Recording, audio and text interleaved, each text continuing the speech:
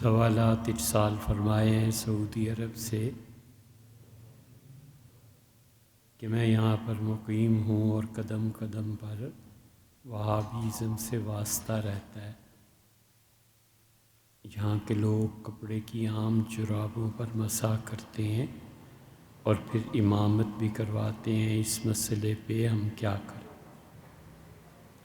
بھائی، جو چند ایک چیزیں ناجائز حرام رہ گئی ہیں نا، کچھ عرصے بعد یہ بھی جائز ہو جائیں گی۔ اس پہ ہم پورا ایک تفصیلی بیان ریکارڈ کروا چکے ہیں، اور امت میں کوئی بھی ان جرابوں پر مسح کرنے کا قائل نہیں ہے۔ اسی لیے مولانا مودودی صاحب نے جب اس کا تحریر فرمایا تھا تو ان پر حنفی فقہ کے مطابق اصل مسئلہ واضح کیا گیا تھا اور شدید تنقید اس پہ ہوئی تھی۔ امت پہ کسی کے نزدیک بھی ہوتا، وہ ائمہ جن کی پیروی کی جاتی ہے، حنبلی، مالکی، حنفی اور شافعی فقہ میں کسی نے اسے جائز قرار نہیں دیا۔ اور یہ ابن تیمیہ رحمۃ اللہ علیہ کا مسلک بھی تھا، لیکن شیخ کے مسلک کو لوگوں نے، باقی امت نے قبول نہیں کیا۔ پھر آہستہ آہستہ اہل حدیث حضرات نے بھی اس مسلک کو لیا۔ تو جہاں تک حنفی فقہ ہے، آپ نے اس کے مطابق پوچھا ہے، تو اس میں ان مسوں پر، ان جرابوں پر مسح نہیں ہوتا، اور ایسے شخص کے پیچھے نماز پڑھنا بھی درست نہیں ہے۔ ایسے امام کو تلاش کرنا چاہیے کہ جو اس سے بری ہو، اور انہیں سمجھانا بھی چاہیے کہ ہم آپ کے پیچھے نماز پڑھتے ہیں، تو آپ برائے کرم جو امت کے باقی مسالک ہیں ان کی بھی رعایت کریں۔ یہاں پر مقررہ وقت کی جماعت کے بعد لوگ آتے ہیں، ہر 2-3 افراد اپنی جماعت شروع کر دیتے ہیں۔ اس بارے میں رہنمائی درکار ہے۔ بھائی، ایسی عادت نہیں بنانی چاہیے، ورنہ محلہ، گروہ، فیکٹری سب تقسیم ہو جائیں گے۔ تمام مسلمانوں کو ایک ہی امام کے پیچھے ایک ہی وقت میں نماز ادا کرنی چاہیے جماعت سے، تاکہ جماعت کی جو برکتیں ہیں اور جو ثواب ہے وہ حاصل ہو سکے۔ لیکن اگر یہ صورتحال ہو جو آپ نے تحریر فرمائی ہے، تو پھر اس اعلیٰ درجے سے اس ادنیٰ درجے کی طرف آ کے 2-3-4 جو بھی جماعت کر رہے ہوں ان کے ساتھ شامل ہو جانا چاہیے۔ تنہائی کی نماز پھر بھی پڑھنا ایسی کوئی اچھی بات نہیں ہے۔ جہاں تک ہو سکے جماعت سے، لوگوں سے جڑے رہنا چاہیے۔ وہ جماعت جو بھی 2-3-4 افراد بھی کراتے ہیں، نماز بھی ہو جائے گی، ثواب بھی ملے گا، لیکن انہوں نے گویا 3rd کلاس ٹرین لے لی۔ 1st کلاس ٹرین وہی تھی کہ سارے مسلمان، سارا دفتر، ساری فیکٹری، سارا محلہ ایک ہی وقت میں، ایک ہی جگہ پہ، ایک ہی امام کے پیچھے نماز ادا کرتے۔ جمعہ کے خطبہ کے درمیان نفلی عبادت کرتے رہتے ہیں۔ اہل حدیث حضرات اس کی ترغیب بھی دیتے ہیں، اور لوگ اس لیے یہ کام کرتے رہتے ہیں۔ یہ ہو سکتا ہے۔ اصل مسئلہ شروع ہے حضرت سلیق غطفانی رضی اللہ عنہ سے، اور سلیق غطفانی رضی اللہ عنہ جو تھے وہ جمعے میں آئے تھے، اور حضور اقدس صلی اللہ علیہ وسلم خطبہ ارشاد فرما رہے تھے۔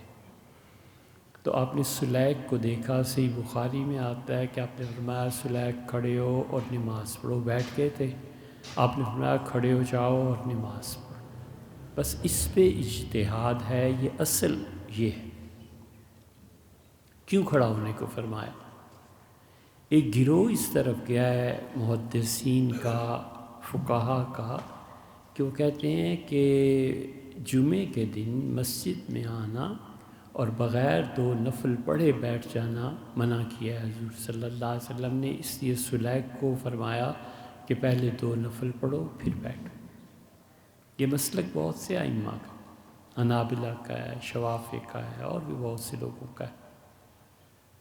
اور ہمارے حنفی فقہا کہتے ہیں کہ سلیک کو نماز کے لیے آپ نے نہیں کھڑا ہونے کا فرمایا تھا، اصل حکمت یہ تھی کہ وہ غریب بہت تھے، اور انہوں نے یہ تو اور احادیث میں بھی آیا، جو کپڑے پہنے ہوئے تھے سب پیبند لگے اور بہت غربت کی حالت تھی، تاکہ لوگ آپ کے اشارے سے سلیک کو دیکھ کے ان کی طرف توجہ کریں اور حالت دیکھ کے بغیر سلیک کے مانگے ان کی مدد کر دیں۔ حنفی فقہا اس نتیجے پہ پہنچے۔ وہ کہتے ہیں ایک طرف خطبے کے متعلق اتنی احادیث ہیں کہ حضور صلی اللہ علیہ وسلم بالکل کسی کو صحیح بات بھی نہیں بتانی، کسی سے بات کرنی ہی نہیں ہے، اتنی تاکید ہے، خاموشی، امام کا خطبہ سنو۔ دوسری طرف یہ ہے تو دونوں طرف ائمہ ہیں، اس مسئلے میں سختی نہیں کرنی چاہیے۔ کوئی پڑھتا ہے اس کی مرضی، کوئی نہیں پڑھتا بیٹھ جاتا ہے، وہی ٹھیک کرتا ہے۔ جب مسائل اجتہاد میں آ جاتے ہیں نا تو ان میں کچھ کمی نرمی واقع ہوتی ہے، پھر اجتہاد ایک ہی نہیں ہوتا۔ بڑے امام رحمہ اللہ ایک اجتہاد کرتے ہیں، پھر ان کے فردر جو آگے لوگ چلتے ہیں وہ ان میں قانونی نکات، قانونی موشگافیاں، قانونی طور پہ اس مسئلے کو حل کرنا، یہ مباحث رہتی ہیں۔ تو ان مسائل میں کوئی سخت رویہ نہیں رکھنا چاہیے، بیان کر دینا ایک الگ چیز ہے، لیکن عملی زندگی میں لوگوں پر کوئی تنقید نہیں کی جا سکتی۔ لوگوں کو جینے کا حق دینا چاہیے، لوگوں کو اللہ کی عبادت کا حق دینا چاہیے۔ اس کی صرف ایک مثال آپ سے عرض کروں، حنفیہ شدت سے منع کرتے ہیں کہ نفل نماز کی جماعت نہیں ہوگی۔ وہ کہتے ہیں اصلاً نفل کی جماعت ممنوع ہے۔ اچھا جی، نفل کی جماعت اگر ممنوع ہے اور جماعت صرف فرض اور واجب میں ہوگی تو پھر استسقاء کی نماز کا کیا ہوگا؟ پھر تراویح کی نماز کا کیا ہوگا؟ یہ مثالیں کہاں جائیں گی؟ تو حنفیہ کہتے ہیں یہ ایکسیپشن کیسز ہیں، اصل اصول سے اس کو مستثنیٰ کیا گیا۔ اصلاً تو تراویح بھی با جماعت جائز نہیں تھی، اصلاً تو یہ جو گہن کی نماز پڑھی جاتی ہے یہ بھی جائز نہ ہوتی، لیکن مستثنیات ہیں۔ امت ہمیشہ اس پہ عمل کرتی رہی، حنفی فقہ کے اس فتوے پہ۔ اب 200-300 سال سے حنفی فقہا اس پہ بہت نرم پڑ گئے۔ شامی نے لکھا ہے کہ لوگ پہلے ہی خدا کی عبادت نہیں کرتے اور جماعت سے نماز نہیں پڑھتے، اب اگر نفل نماز بھی جماعت سے کہیں پڑھی جا رہی ہو تو نہیں منع کرنا چاہیے۔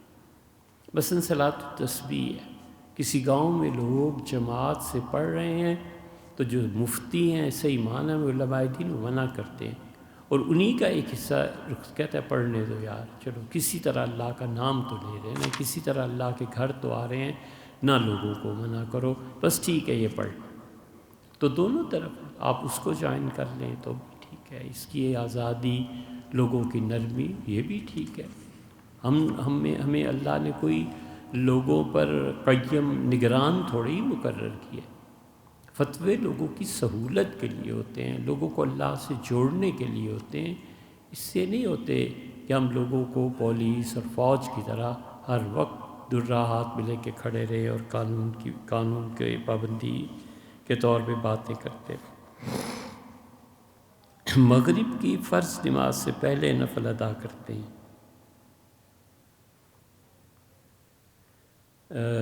اچھا، سفر میں سردی بارش کی صورت میں 2 نمازوں کو ایک ادا کر لیتے ہیں، اس مسئلے کا کیا حل ہے؟ اس مسئلے کا کوئی حل نہیں۔ حضور اقدس صلی اللہ علیہ وسلم نے جماعت کو چھوڑ دینے کے کتنے عذر بیان کیے ہیں؟ حنفی فقہا نے 14 عذر لکھے ہیں۔ اس لیے بھی جماعت چھوڑی جا سکتی ہے، اس لیے بھی جمعہ چھوڑا جا سکتا ہے کہ طبیب سمجھتا ہے کہ میں ایک لمحے کے لیے اگر میں نے اس مریض کو چھوڑ دیا تو مر سکتا۔ اس لیے کہ مسجد میں جاؤں گا، کسی کا قرض دینا ہے، اگر اس سے مجھے دیکھ گیا تو وہیں پکڑ کے 2-4 سنا دے گا تو عزت میں فرق پڑ جائے گا۔ یہ گنتے وہ کہتے ہیں شدید بارش،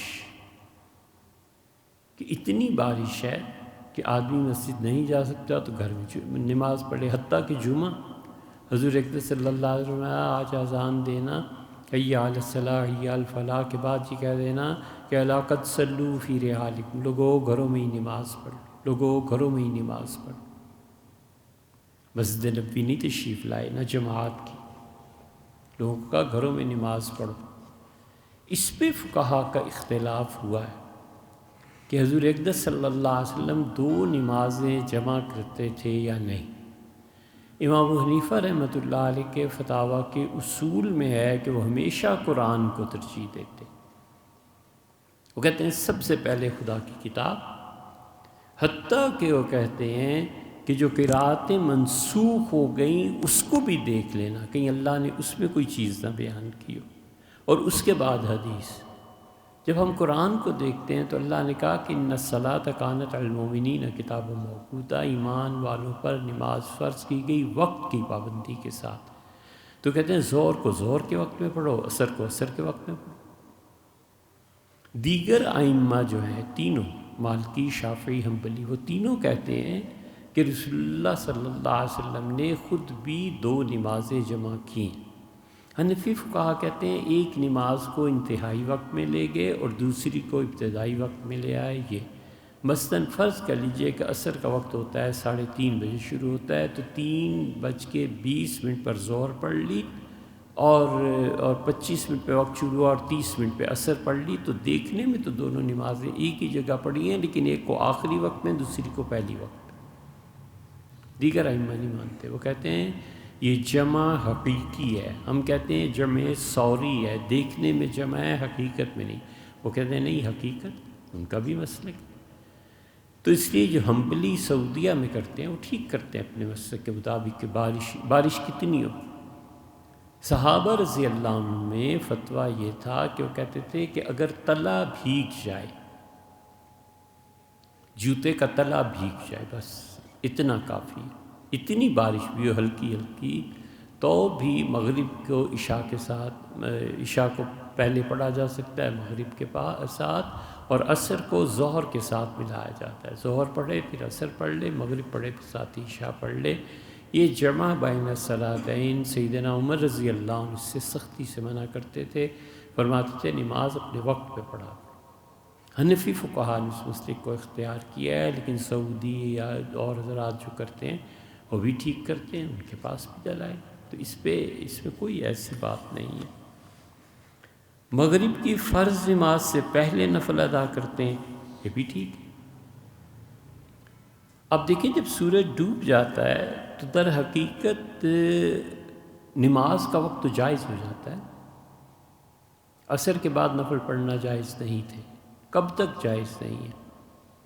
ایک لمٹ رکھنی پڑے گی نا، لمٹ حضور صلی اللہ علیہ وسلم سورج ڈوب جائے، تو جب سورج ڈوب جائے تو نفل نماز، کسی بھی نماز کا وقت جائز ہو جاتا ہے، شروع ہو جاتا ہے۔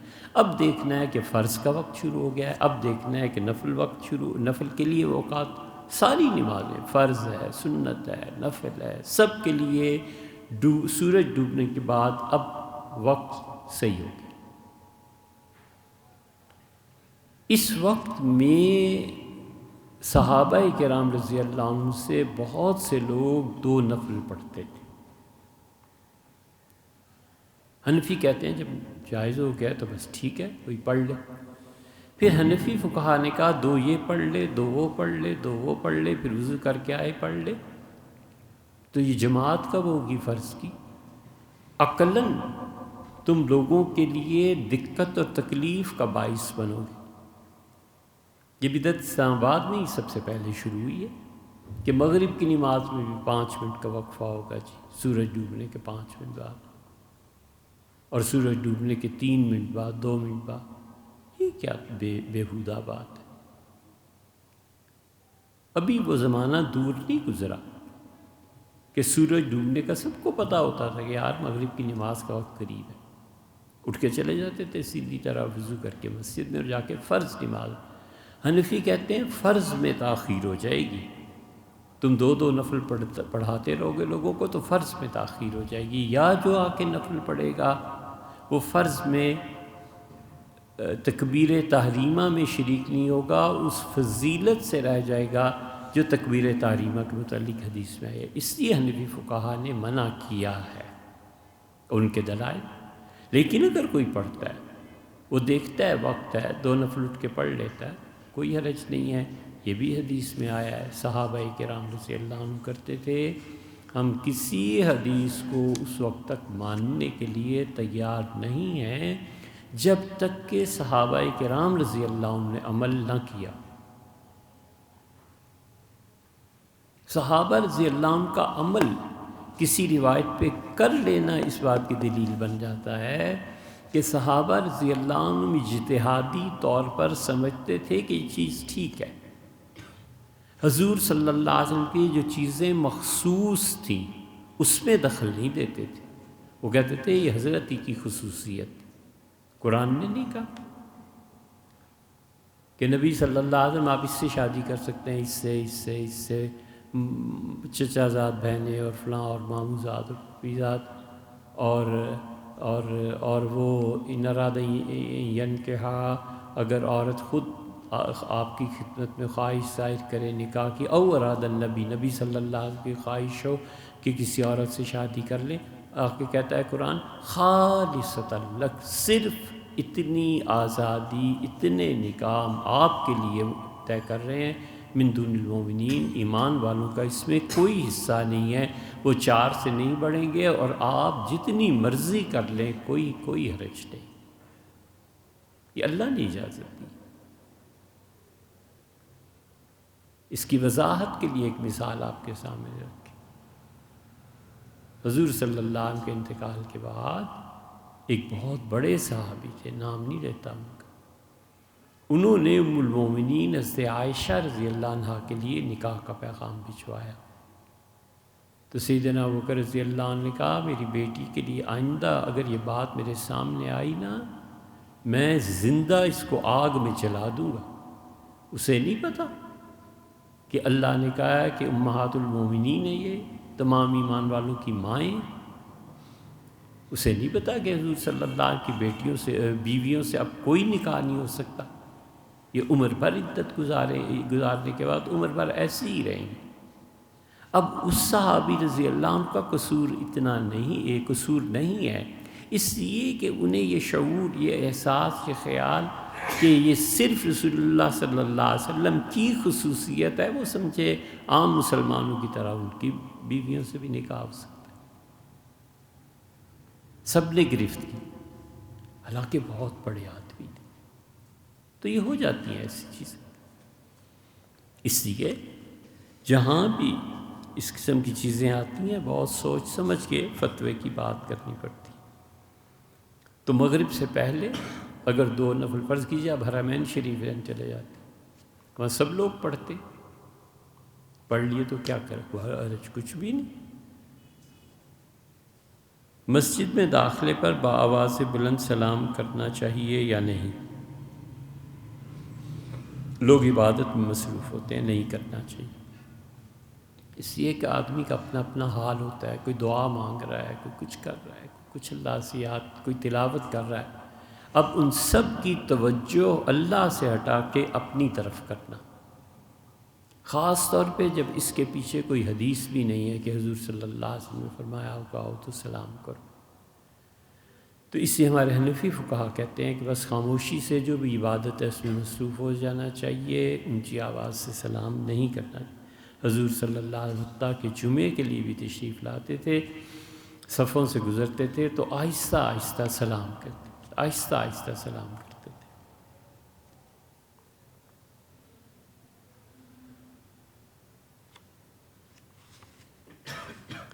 گھوڑے کا حرام یا حلال ہونا، اس پہ بہت حنفی فقہ پہ تنقید کی جاتی ہے کہ حدیث میں آیا ہے کہ حلال ہے اور حنفی اس کو حرام کہتے ہیں۔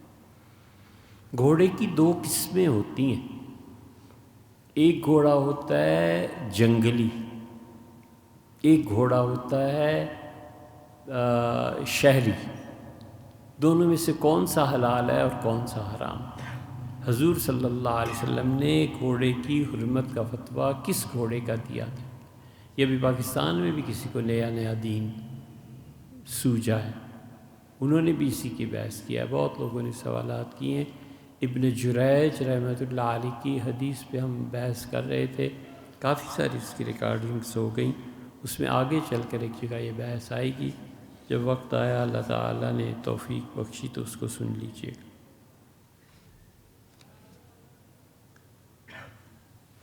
نام لینے میں کوئی حرج نہیں۔ کسی صاحب نے حضرت تقی عثمانی صاحب دامت برکاتہم کی ایک حدیث پر تنقید کی ہے کہ، اور ہمیں لکھا ہے کہ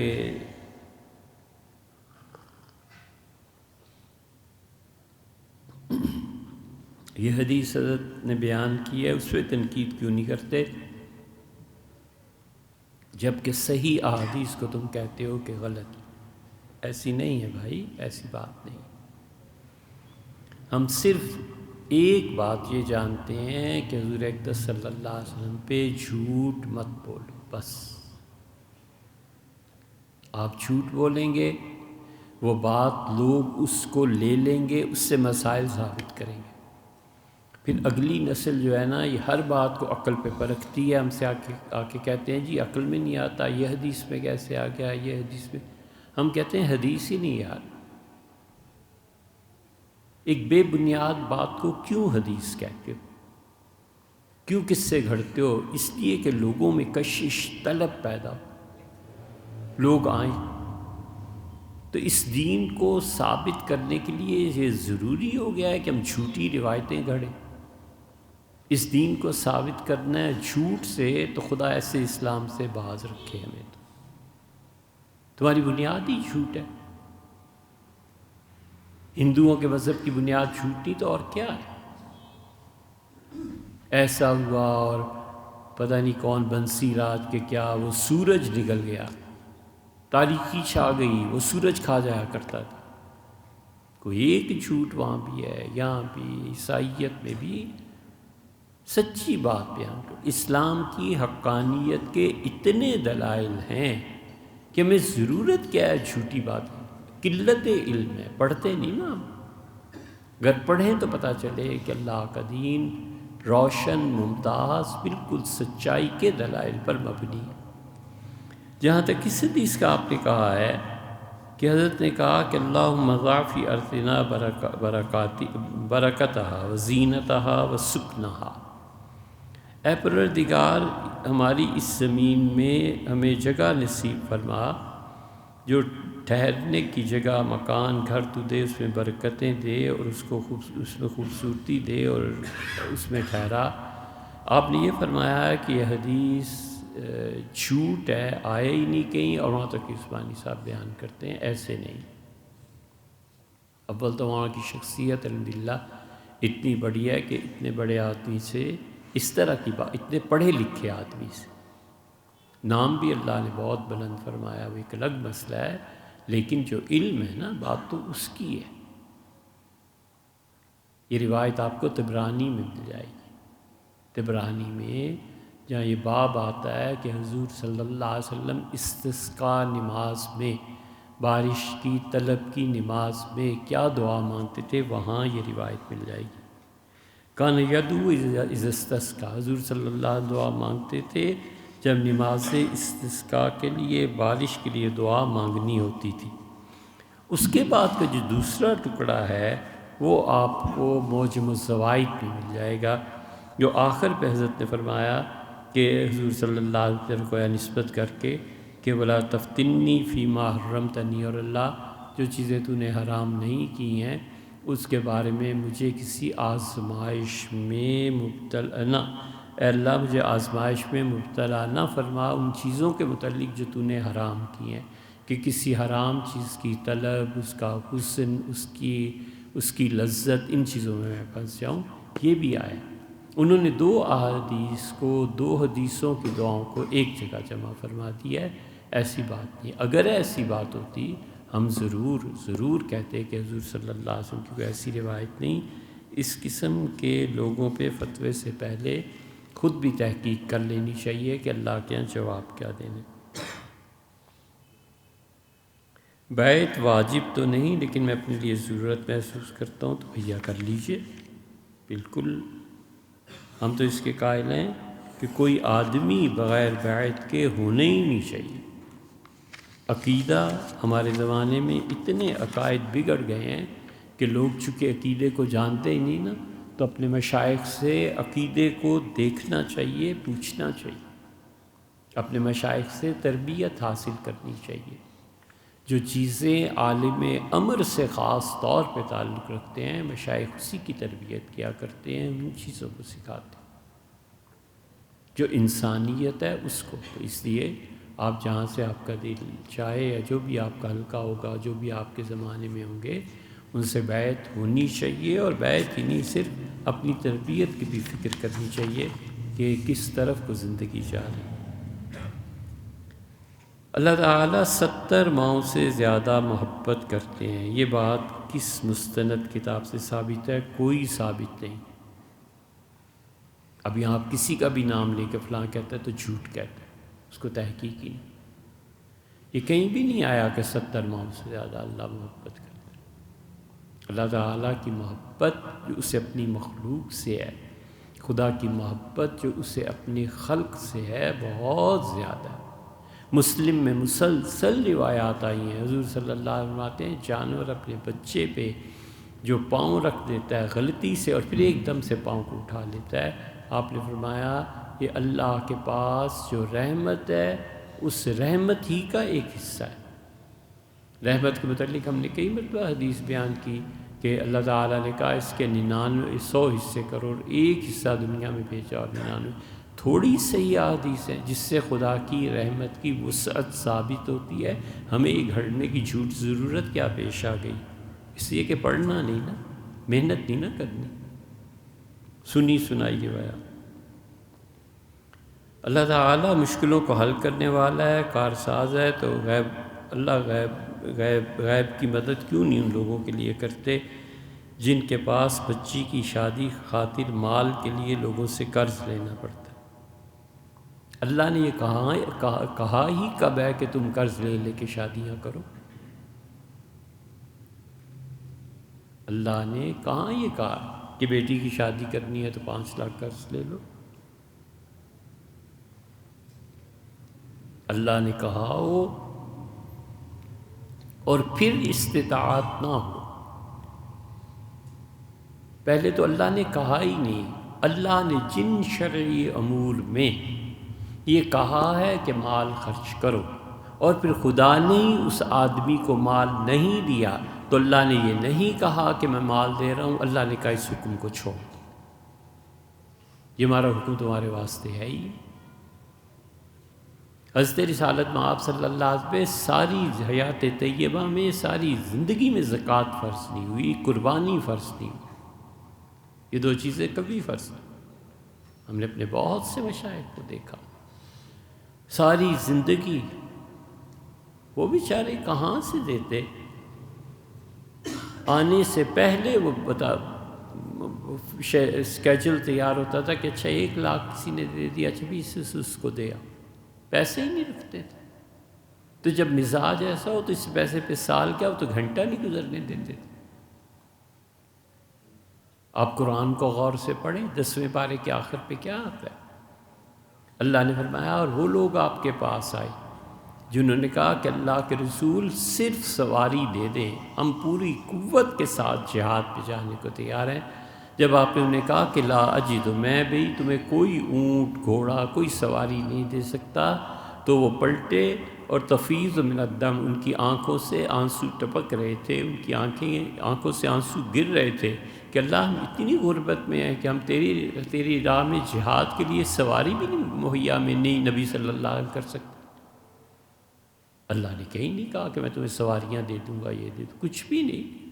ایک چیز اللہ نے فرض ہی نہیں کی، آپ اس پہ خدا کو بلیم کرتے ہیں، کیوں؟ اس لیے شریعت نے جتنے بھی مالی احکامات ہیں، آخر پہ پہنچ کے شریعت کہتی ہے اس چیز پہ پیسے نہیں ہیں، توبہ کر، اللہ سے معافی مانگو۔ پیسے نہیں ہیں انتظار کرو تمہارے پاس مال آ جائے تو یہ کر دینا، پیسے نہیں ہیں اللہ نے معاف کر دیا۔ تو اس لیے آپ خود سوچئے کہ اللہ نے کس کو کہا ہے کہ بیٹیوں کے لیے قرض لے کے اور ان کی شادی کرے؟ کیا انسان کے ساتھ ہونے والی ہر بھلائی اور نقصان اللہ کی طرف سے ہے؟ یقیناً ایسے ہی، تمام کی تمام چیزیں اللہ کی طرف سے ہیں، حتیٰ کہ لوگوں کی گمراہی اور ہدایت یہ سب اللہ کی طرف سے ہے۔ اللہ ان چیزوں کو بہتر جانتا ہے۔ اب اس نے کیوں یہ کیا ہے، کیوں کسی انسان کے ساتھ یہ ہوا ہے ایسے، یہ اللہ کی حکمت ہے، اللہ کی مصلحت۔ ظہر کی نماز 6 رکعتیں، کیا ظہر کی سنت موقدہ 6 رکعتیں 2 رکعت فرض سے پہلے اور 4 رکعت فرض کے بعد پڑھ سکتے ہیں؟ کیا 4 رکعت سنت موقدہ ایک سلام سے پڑھنی بہتر ہے یا 2 سے؟ دیکھیے، ظہر کی نماز کے متعلق حضور اقدس صلی اللہ علیہ وسلم نے صراحتاً یہ بتایا ہے کہ آپ نے فرمایا ظہر کی نماز تم پڑھنا 4 رکعتیں 4 فرض سے پہلے، اور آپ نے فرمایا کہ جو شخص ظہر کے فرائض سے پہلے ظہر کی 4 سنتیں پڑھے گا، اور یہ بھی فرمایا خاص طور پہ کہ درمیان میں سلام کیے بغیر، یعنی 2 اور 2 4 نہیں، 4 رکعتیں ایک ہی سلام سے، جیسے عام طور پہ مسلمان پڑھتے ہیں۔ حضور صلی اللہ علیہ وسلم نے فرمایا اس کی اس نماز کی قبولیت کے لیے، اس دعا کی قبولیت کے لیے اللہ آسمان کے دروازے کھول دیتا ہے۔ اس میں دعا جو ہے وہ سلام سے پہلے جو دعائیں ہیں ان کے لیے دروازے کھلتے ہیں، یا یہ سنتیں پڑھنے کے بعد بغیر ہاتھ اٹھائے 1-2 منٹ جو بھی مسجد میں مل گئے بیٹھ کے دعا مانگتا رہا، اس کے لیے یہ آخری چیز زیادہ صحیح ہے کہ 4 سنتیں پڑھ لی، 1-2 منٹ باقی تھے، پھر یہ سنتوں کے بعد دل ہی دل میں دعا میں مصروف ہو گیا۔ اس دعا کی قبولیت کے لیے بھی اور وہ جو سنتیں پڑھی ہیں اس کے لیے بھی رسول اللہ صلی اللہ علیہ وسلم اللہ اوپر آسمان کے دروازے کھول دیتے۔ ابن ماجہ وغیرہ کی صحیح حدیث میں آتا ہے کہ حضور صلی اللہ علیہ وسلم کی 4 رکعتیں رہ جاتی تھیں ظہر کے 4 فرضوں سے پہلے۔ ہمارے یہاں بھی کئی مرتبہ ہو جاتا ہے، تاخیر ہو ہی جاتی ہے زندگی کے تیرے کام۔ تو حضور صلی اللہ علیہ وسلم سلام پھیرتے تھے 4 فرضوں کا، اس کے بعد جو 2 سنتیں ظہر کی ہیں یہ پڑھتے تھے، پھر 4 رکعتیں پڑھتے تھے، وہ والی جو پہلے والی تھی ایک سلام سے۔ تو ظہر کی 4 سنن موقدہ فرض سے پہلے پڑھنی ہے ایک ہی سلام سے، اگر رہ جائیں تو پھر 4 فرض 2 سنتیں 6 رکعتیں پڑھ کے پھر 4 پڑھنی ہے وہ سنتیں جو پہلے رہ گئیں۔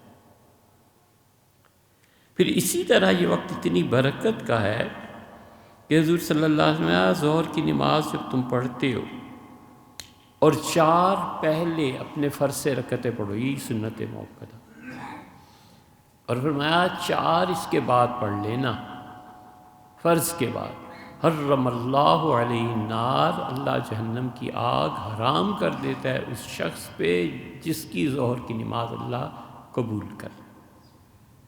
تو اس لیے 4 4 8 اور 2 10 اور 2 نفل جو پڑھتے ہیں 12 ہے تو 2 نفلوں کی بات، لیکن طحطاوی نے در مختار کی شرح میں، شامی رحمہ اللہ، یہ بڑے بڑے فقہا ہیں، انہوں نے احادیث درج کی ہیں اور ثابت کیا ہے کہ جو شخص ظہر کی نماز کے بعد 2 سنتیں اور 2 نفل پڑھ لیتا ہے یہ عذاب قبر سے محفوظ ہو جاتا ہے، اسے قبر کا عذاب نہیں ہوتا۔